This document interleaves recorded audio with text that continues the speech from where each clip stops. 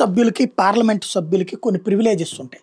Even arrest చేసినప్పుడు కూడా జైల్లో వాళ్ళకి సపరేట్ సెల్ ఏర్పాటు చేయాలా, వాళ్ళకి ఆహారం బయట నుంచి తెప్పించుకునేటటువంటి అంశాలు వీటిలో మిగతా వాళ్ళతో పోల్చుకుంటే కొన్ని వెసులుబాట్లు ఉంటాయి.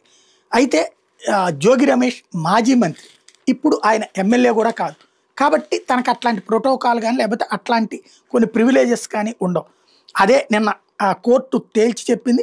జైల్లో తనకు ప్రత్యేక వసతులు కల్పించాలని కోర్టు జోగి రమేష్ వేసిన పిటిషన్ని ఎక్సైజ్ కోర్టు తిరస్కరించింది. ప్రత్యేక గది కావాలని, మంచం కావాలని, పరుపు కావాలని, బెడ్షీట్లు కావాలని, దుప్పట్లు కావాలని, ఫ్యాను, పిల్లో, వైద్యులు సూచించిన మందులు, ఇంటి నుంచి భోజనం, వెస్ట్రన్ టాయిలెట్కి అనుమతించాలని జోగి అడిగితే వాటిని అనుమతించలేమని, జైలు నిబంధనల ప్రకారం వసతులు కల్పించాలని కారాగార సూపరింటెండెంట్ ఆదేశిస్తూ న్యాయాధికారి ఆదేశాలు జారీ చేశారు.